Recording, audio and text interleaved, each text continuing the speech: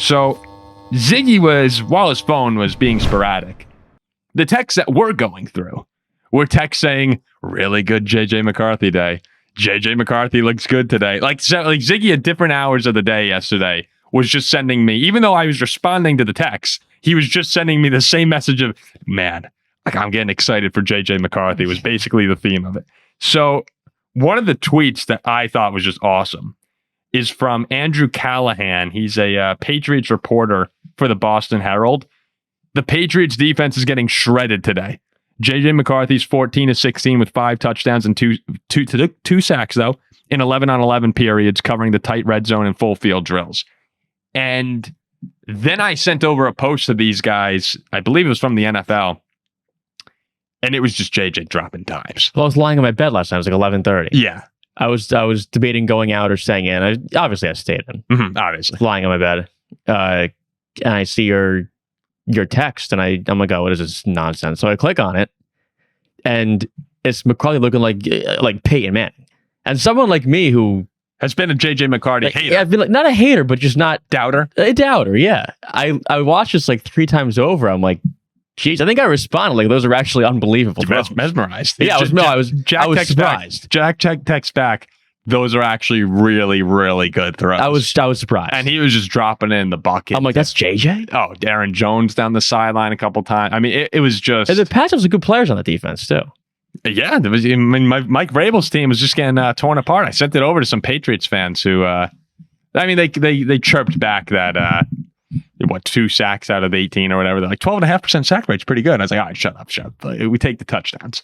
No, well, the thing is about that makes me feel really good about this is actually that JJ McCarthy wasn't great the first day. It was up and it was down. But when you've got a young quarterback, the most important thing for seeing how they're going to do in the NFL is can they learn from their mistakes? Once you show them something and they screw up, are they going to do it better the next time? And consistently throughout training camp, we've heard that JJ McCarthy has had low moments. But immediately afterwards, he goes back in the film room. He looks things over. He thinks, how can I get better? Then he doesn't make the same mistake again. I mean, that's what makes the great quarterbacks in the NFL so great is that they every single year they come back with something new or they're better at something or another.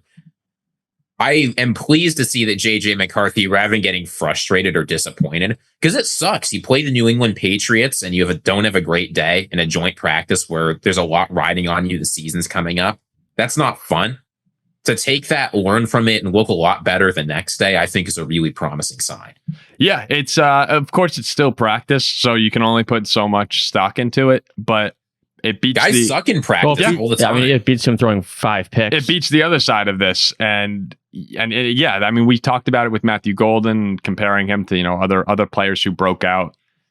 This is going to now start to sound crazy, okay? But bear with me here as I say this. When there are really good rookie quarterbacks, a lot of times you see them just dominate these practices. Like Jaden Daniels last year, Dan Quinn was going nuts on him. Aaron Rodgers, right? When he was the backup to Favre in Green Bay, you'd have Greg Jennings and Packers coaches saying like, oh, there's something different about this guy.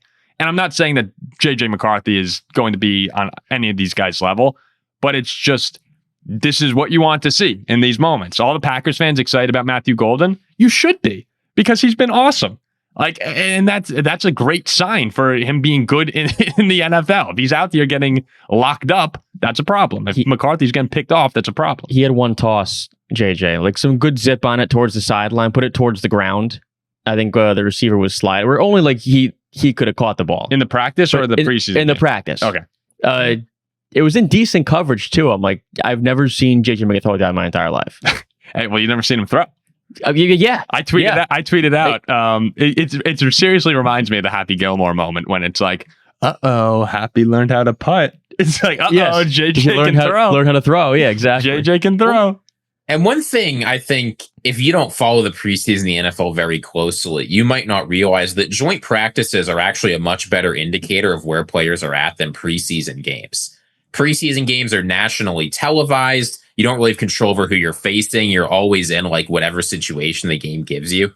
So you don't see a lot in preseason. It's mostly about determining who can play depth for us. Joint practices are where you get one-on-ones. It's where you can put your guy in like, okay, we're going to run 4 red zone situations in 40 minutes. teams are willing to put out their new concepts because unless you play, say, the Patriots in the Super Bowl, you don't really have to worry about it because it's not going on film. And it's not like Kevin O'Connell is going to be calling the Buffalo Bills and say, hey, guess what Mike Vrabel just brought out today? Like, that's not what happens in the NFL. So this is why you'll see every year NFL coaches will say joint practices are the most important part of our offseason. That's when we really feel like we get a good idea of who guys are. So, like, this is what prepares you for the regular season. You want to see your guys do well in this. And we'll just say, I know I caught a lot of flack for it earlier this offseason when I compared... Don't say it, Paul. Do not say it. When I compared JJ McCarthy's mentality to Tom Brady's mentality. But everything you hear from this kid is just great.